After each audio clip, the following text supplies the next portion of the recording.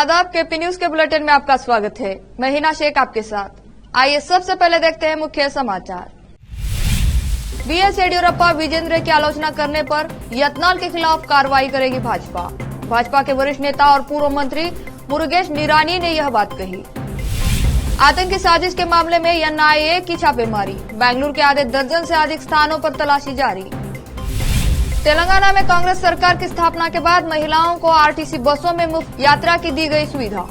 सोमवार को एक दिन में 30 लाख महिलाओं ने तेलंगाना आरटीसी बसों में मुफ्त यात्रा की। संजय राउत को पीएम मोदी के खिलाफ लेख लिखना पड़ा महंगा। लगा राजद्रोह का आरोप, दर्ज हुआ एफआईआर।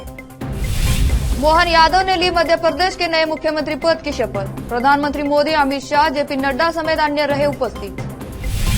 मुस्लिम विवादित धार्मिक स्थल हिंदुओं को सौंप दे। आरएसएस नेता इंद्रेश कुमार की अपील ने मुसलमानों और अन्य धर्मों के लोगों से की।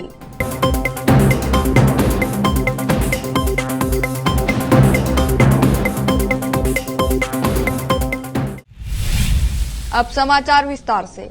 भाजपा के वरिष्ठ नेता और पूर्व मंत्री मुरुगेश निरानी ने मंगलवार को कहा कि पार्टी के नेता जल्द ही राज्य में मिलेंगे और पूर्व मुख्यमंत्री बीएस येडियुरप्पा और उनके बेटे स्टार्स की आलोचना करने के लिए वरिष्ठ नेता बसवनगौड़ा पाटिल यत्नाल के खिलाफ शिकायत करेंगे। मैं उन्हें येडियुरप्पा और प्रदेश अध्यक्ष बीवाई विजेंद्र की खुलेआम आलोचना करना बंद करने की चेतावनी दे रहा हूँ। यदि किसी के खिलाफ कोई शिकायत है तो उस पर पार्टी मंच पर चर्चा की जानी चाहिए, अन्यथा उन्हें पार्टी की ओर से कार्रवाई का सामना करना पड़ेगा। निरानी ने रिपोर्ट में बताया। निरानी ने कहा कि अगर उन्होंने येडियुरप्पा पर हमला जारी रखा तो पार्टी नेता पार्टी के शीर्ष नेताओं से उनके खिलाफ कार्रवाई करने की सिफारिश करेंगे। राष्ट्रीय जांच एजेंसी बेंगलुरु के आधे दर्जन से अधिक स्थानों पर आतंकी साजिश मामले में तलाशी ले रही है। एनआईए की टीम ने स्थानीय पुलिस के साथ मिलकर तलाशी अभियान शुरू किया है। बता दें कि सोमवार की रात कुछ अज्ञात बदमाशों ने बेंगलुरु में राजभवन को बम से उड़ाने की धमकी दी थी। हालांकि जांच के बाद पुलिस ने इसे अफवाह करार दिया था। उन संदिग्धों के ठिकानों पर अभी भी तलाशी अभियान जारी है जिन पर आतंकियों से जुड़े होने की आशंका है। यह तलाशी तब शुरू की गई जब 9 दिसंबर को महाराष्ट्र और कर्नाटक के विभिन्न इलाकों से प्रतिबंधित आतंकी संगठन के 15 आतंकियों को गिरफ्तार किया गया था। एनआईए की टीम ने महाराष्ट्र में पुणे, मीरा रोड, ठाणे और कर्नाटक में बेंगलुरु समेत 44 अन्य स्थानों पर छापेमारी की। छापेमारी के दौरान भारी पैमाने पर नकदी, धारदार हथियार, कई दस्तावेज, स्मार्टफोन समेत अन्य कई चीजें जब्त की गई। रामकृष्ण हेगड़े नगर और चंद्रोदय नगर के निवासियों को दौड़बाती ग्राम पंचायत क्षेत्र की खाली जमीन पर स्थानांतरित हुए। रामकृष्ण हेगड़े नगर और चंद्रोदय नगर के निवासियों को दौड़बाती ग्राम पंचायत क्षेत्र की खाली जमीन पर स्थानांतरित हुए 1 सप्ताह हो गया है। जिला प्रशासन की ओर से बनाए गए शेडों में छत नहीं होने के कारण बच्चों को रात में ठंड में ठिठुरने की स्थिति बनी हुई है। शहर के पीबी रोड से मागनहल्ली रोड तक रिंग रोड बनाने के लिए रामकृष्ण हेगड़े नगर और चंद्रोदय नगर की निवासियों के कड़े विरोध के बावजूद पिछले शनिवार 2 दिसंबर को कड़ी पुलिस सुरक्षा के बीच बेघर अतिक्रमणकारियों को हटाने की कार्रवाई की गई थी। स्थानीय निवासी रेशमा बानो और रुखसाना ने बताया कि अचानक हुई कार्रवाई की वजह से घर का सामान ले जाना संभव नहीं था। सोने के लिए न चटाई है न चादर है। हम किसी तरह दिन गुजारते हैं परंतु रात बिताना मुश्किल हो गया है। कुछ लोग रात होते ही शहर में स्थित रिश्तेदारों के घरों में शरण ले रहे हैं। जिनके पास ये नहीं है उन लोगों के लिए जगह है। छत नहीं होने के कारण हम ठंड में कांपते हुए सोते हैं। सुबह तक बिस्तर गीला हो जाता है। बच्चों की देखभाल करना मुश्किल हो गया है। बच्चों में खांसी जुकाम बढ़ गया है। तेलंगाना विधानसभा अंतरिम अध्यक्ष के अकबरुद्दीन ओवैसी ने मंगलवार को आज राज्य के पूर्व मुख्यमंत्री चंद्रशेखर राव से मुलाकात की।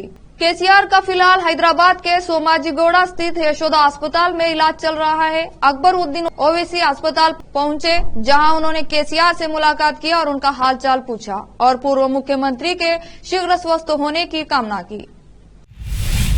तेलंगाना आरटीसी बसों में सोमवार को रिकॉर्ड संख्या में यात्री पहुंचे।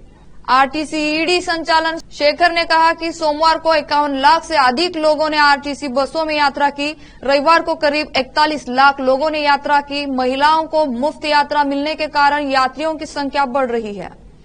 कार्तिक माह के आखिरी सोमवार को रिकॉर्ड संख्या में महिलाओं ने बसों में सफर किया। भीड़ शेखर ने कहा कि सोमवार को 51 लाख से अधिक लोगों ने आरटीसी बसों में यात्रा की। रविवार को करीब 41 लाख लोगों ने यात्रा की। महिलाओं को मुफ्त यात्रा मिलने के कारण यात्रियों की संख्या बढ़ रही है। कार्तिक माह के आखिरी सोमवार को रिकॉर्ड संख्या में महिलाओं ने बसों में सफर किया। भीड़ की आशंका को देखते हुए आरटीसी अधिकारियों ने नियमित और अतिरिक्त बसें भी चलाई, जबकि ड्राइवरों और कंडक्टरों ने एक सप्ताह की छुट्टी के लिए बिना अपना कर्तव्य निभाया। आरटीसी सूत्रों ने बताया कि बसों में यात्रा करने वाली महिला यात्रियों की संख्या 60% दर्ज की गई है। तेलंगाना में कांग्रेस सरकार की स्थापना के बाद महिलाओं को आरटीसी बसों में मुफ्त यात्रा की सुविधा दी गई। सोमवार को कुल 5.1 लाख लोगों ने आरटीसी बसों में यात्रा की, जिसमें 20.87 लाख पुरुष और 30 लाख महिलाएं थी। महिलाओं ने मुफ्त यात्रा के आमतौर पर अगर 50 लाख यात्री आरटीसी में सवार होते हैं तो राजस्व 18 करोड़ रुपए होता है, लेकिन सोमवार को राजस्व 11.74 करोड़ रुपए था। अब लेते हैं छोटा सा ब्रेक।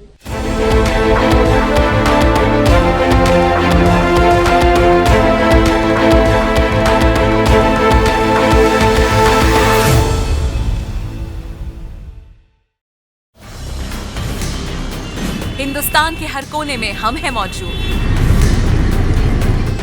24 घंटे हालात पर गहरी नजर, खबरों से जुड़े चुपते सवालात, और आपको दिखाता है धार्मिक, सामाजिक, राजनीतिक, लोकल और इंटरनेशनल न्यूज की सबसे बेहतर कवरेज, जो आपको रखती है हर पल बाखबर। देश और दुनिया भर की खबर के लिए देखते रहें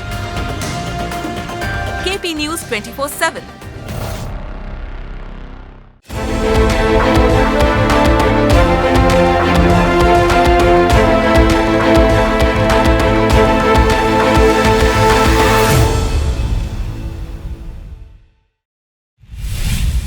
ब्रेक के बाद आपका स्वागत है। यवतमाल पुलिस ने शिवसेना यूबीटी नेता संजय राउत के खिलाफ देशद्रोह और अन्य अपराधों के आरोप में एफआईआर दर्ज की है। दरअसल संजय राउत पर शिवसेना के मुखपत्र सामना में प्रधानमंत्री नरेंद्र मोदी के खिलाफ आपत्तिजनक लेख लिखने का आरोप लगाया गया है। पुलिस द्वारा मामला दर्ज करने पर संजय राउत ने प्रतिक्रिया दी है। उन्होंने मीडिया से बात करते हुए कहा, हम प्रधानमंत्री नरेंद्र मोदी का सम्मान करते हैं। कुछ दिन पहले गृह मंत्री अमित शाह ने पूर्व प्रधानमंत्री जवाहरलाल नेहरू पर टिप्पणी की थी। क्या उनके खिलाफ मामला दर्ज किया गया? हमारे देश में लोकतंत्र है और कई नेता बयान देते हैं। अगर लोग इस पर मामला दर्ज करने लगे तो उन्हें यह कहने का अधिकार नहीं है कि उन्होंने आपातकाल के लिए लड़ाई लड़ी है। बता दें कि संजय राउत सामना के संपादक भी हैं। पुलिस ने शिवसेना यूबीटी नेता के खिलाफ भारतीय दंड संहिता की धारा 153A, 505B और 124A के तहत मामला दर्ज किया है। मध्य प्रदेश को आज अपना नया मुख्यमंत्री मिल गया है। मोहन यादव ने पीएम नरेंद्र मोदी, अमित शाह, जेपी नड्डा समेत अन्य गणमान्य अतिथियों की मौजूदगी में सीएम पद की शपथ ली। मोतीलाल नेहरू स्टेडियम में शपथ ग्रहण समारोह आयोजित किया गया। सीएम मोहन यादव के साथ 2 डिप्टी सीएम जगदीश देवड़ा और राजेंद्र शुक्ला ने भी पद की शपथ ली। मध्य प्रदेश विधानसभा चुनाव में शानदार जीत के बाद बीजेपी आलाकमान ने मोहन यादव को सीएम पद के लिए चुना। मोहन यादव उज्जैन दक्षिण से बीजेपी विधायक है और राज्य में बड़ा ओबीसी चेहरा है। उनको राष्ट्रीय स्वयंसेवक संघ आरएसएस का करीबी माना जाता है। सीएम मोहन यादव के शपथ ग्रहण समारोह के दौरान पीएम मोदी, गृह मंत्री अमित शाह, बीजेपी अध्यक्ष जेपी नड्डा, केंद्रीय मंत्री नितिन गडकरी, यूपी के सीएम योगी, मध्य प्रदेश के पूर्व सीएम शिवराज सिंह चौहान, केंद्रीय मंत्री ज्योतिरादित्य सिंधिया और विधानसभा स्पीकर नरेंद्र तोमर मंच पर मौजूद रहे। मैं डॉक्टर मोहन यादव ईश्वर की शपथ लेता हूं कि मैं विधि द्वारा स्थापित भारत के संविधान के प्रति सच्ची श्रद्धा और निष्ठा रखूंगा। मैं भारत की प्रभुता और अखंडता अक्षुण्ण रखूंगा। मैं मध्य प्रदेश के राज्य के मुख्यमंत्री के रूप में अपने कर्तव्यों का श्रद्धापूर्वक और शुद्ध अंतःकरण से निर्वहन करूंगा तथा मैं भय या पक्षपात, अनुराग या देश के बिना सभी प्रकार के लोगों के प्रति संविधान और विधि के अनुसार न्याय करूंगा। मैं न्याय करूंगा। मैं डॉक्टर मोहन यादव ईश्वर की शपथ लेता हूं कि जो विषय मध्य प्रदेश राज्य के मुख्यमंत्री के रूप में मेरे विचार के लिए लाया जाएगा अथवा मुझे ज्ञात होगा, उसे किसी व्यक्ति या व्यक्तियों को तब के सिवाय जबकि ऐसे मंत्री के रूप में अपने कर्तव्यों के सम्यक निर्वहन के लिए ऐसा करना अपेक्षित हो। सभी विवादित धार्मिक स्थलों को स्वेच्छा से हिंदू समुदाय को सौंप देना चाहिए। यह अपील राष्ट्रीय स्वयंसेवक संघ आरएसएस के वरिष्ठ नेता इंद्रेश कुमार ने मुसलमानों और अन्य धर्मों के लोगों से की है। उन्होंने कहा कि आरएसएस प्रमुख मोहन भागवत बहुत स्पष्ट थे जब उन्होंने कहा था कि हर मस्जिद में शिवलिंग खोजने की जरूरत नहीं है। बता दें कि इंद्रेश कुमार आरएसएस के राष्ट्रीय कार्यकारी सदस्य और मुस्लिम राष्ट्रीय मंच के संरक्षक हैं। इंद्रेश कुमार ने कहा कि सनातन अनुयायियों के मंदिरों को विदेशी आक्रमणकारियों द्वारा ध्वस्त कर दिया गया था। उन्होंने कहा भागवत के बयान का उद्देश्य आपसी संघर्ष को समाप्त करना था ताकि समाज नफरत और हिंसा से मुक्त होकर सोच विचार कर सके। मोहन भागवत ने जो कहा वह बहुत स्पष्ट है, खोजने की जरूरत नहीं है। सच्चाई सभी के सामने है, हर किसी को सच्चाई को स्वीकार करना चाहिए। इंद्रेश कुमार ने आगे कहा मुसलमानों और अन्य धर्मों के लोगों को आगे आना चाहिए और हिंदुओं के विवादित धार्मिक स्थलों को हिंदू समुदाय को सौंप देना चाहिए। राजस्थान के नए मुख्यमंत्री के रूप में भजनलाल शर्मा का नाम महज 15 मिनट में तय कर लिया गया, लेकिन यह इतना अप्रत्याशित था कि घोषणा के बाद बैठक में सन्नाटा छा गया क्योंकि वह पहली बार विधायक बने हैं। यह जानकारी पार्टी सूत्रों ने दी। केंद्रीय पर्यवेक्षक बनकर पहुंचे रक्षा मंत्री राजनाथ सिंह ने वरिष्ठ नेता और पूर्व मुख्यमंत्री वसुंधरा राजे द्वारा भजनलाल शर्मा का नाम प्रस्तावित करवाने के बाद विधायकों से पूछा कि अगर कोई और नाम हो तो विधायक बता सकते हैं। हालांकि इसे आलाकमान का फैसला मानते हुए एक भी विधायक कुछ नहीं बोला और इस तरह 15 मिनट में नए मुख्यमंत्री का फैसला हो गया। विपक्षी इंडिया गठबंधन पर हमला करते हुए केंद्रीय मंत्री किरेन रिजिजू ने मंगलवार को कहा कि भ्रष्टाचार के खिलाफ नए उत्साह के साथ कड़ी कार्रवाई जारी रखने का प्रधानमंत्री नरेंद्र मोदी के नेतृत्व वाली सरकार का संकल्प ही विपक्षी नेताओं के एकजुट होने और केंद्रीय जांच एजेंसियों पर हमले तेज करने का एकमात्र कारण है। रिजिजू ने केंद्रीय मंत्री रामेश्वर तेली और निशित प्रमाणिक के अलावा भारतीय जनता पार्टी के नेता संगीता सिंह देव के साथ यहां आयोजित एक संवाददाता सम्मेलन को संबोधित करते हुए कहा कि कांग्रेस सांसद धीरज प्रसाद साहू से जुड़े परिसरों से 351 करोड़ रुपए की बरामदगी विपक्षी नेताओं के भ्रष्टाचार की श्रृंखला को आगे बढ़ाती है। उन्होंने कहा कि बिहार, पश्चिम बंगाल, राजस्थान और दिल्ली सहित विपक्षी दलों के नेताओं के खिलाफ मामले दर्ज है। फिर से लेते हैं छोटा सा ब्रेक।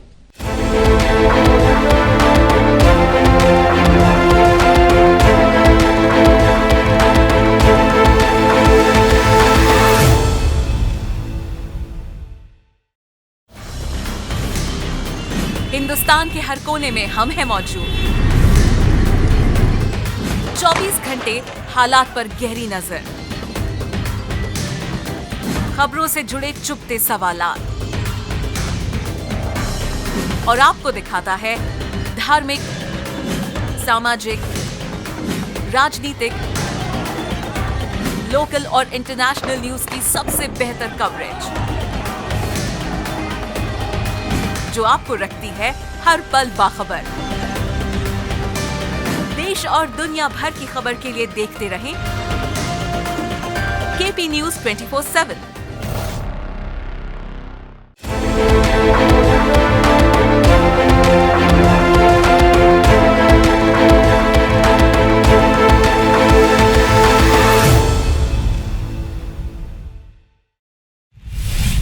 ब्रेक के बाद आपका स्वागत है। प्रधानमंत्री नरेंद्र मोदी ने जम्मू कश्मीर को बड़ी सौगात दी है कि और अब केंद्र शासित प्रदेश में भी वंदे भारत ट्रेन चलेगी। केंद्र की नरेंद्र मोदी सरकार ने जम्मू कश्मीर को तोहफा देते हुए उधमपुर से श्रीनगर के बीच वंदे भारत एक्सप्रेस ट्रेन चलाने का फैसला किया है। केंद्रीय मंत्री जितेंद्र सिंह ने इसकी जानकारी देते हुए कहा कि उधमपुर श्रीनगर बारामूला रेल लिंक परियोजना पर अब वंदे भारत ट्रेन दौड़ेगी। दरअसल प्रधानमंत्री नरेंद्र मोदी द्वारा केंद्र शासित प्रदेश जम्मू और कश्मीर के निवासियों को एक उपहार के रूप में केंद्र सरकार ने उधमपुर श्रीनगर बारामूला मार्ग पर 49वीं वंदे भारत एक्सप्रेस ट्रेन आवंटित की है। जैसे ही जम्मू और बारामूला के बीच रेलवे लिंक बनकर तैयार हो जाएगा तो वंदे भारत ट्रेन बारामूला को देश के बाकी हिस्सों से जोड़ देगी।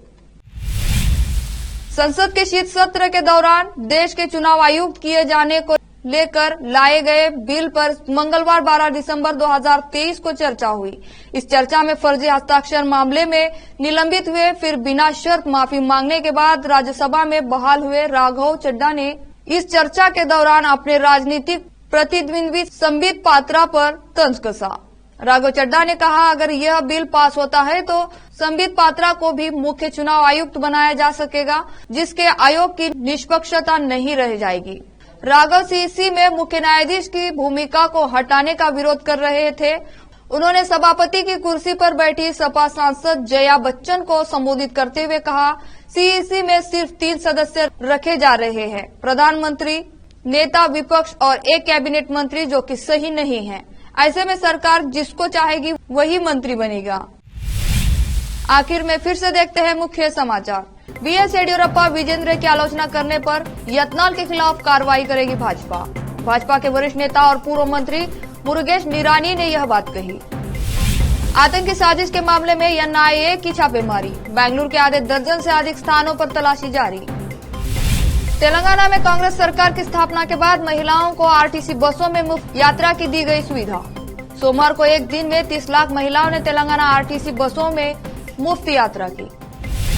संजय राउत को पीएम मोदी के खिलाफ लेख लिखना पड़ा महंगा, लगा राजद्रोह का आरोप, दर्ज हुआ एफआईआर। मोहन यादव ने ली मध्य प्रदेश के नए मुख्यमंत्री पद की शपथ। प्रधानमंत्री मोदी, अमित शाह, जेपी नड्डा समेत अन्य रहे उपस्थित।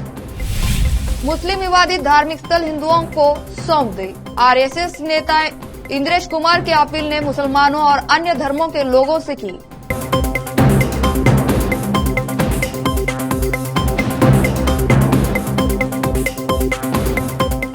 केपी न्यूज के बुलेटिन में आज इतना ही। देश और प्रदेश के समाचारों के लिए देखते रहिए आपका अपना चैनल केपी न्यूज 24/7। धन्यवाद।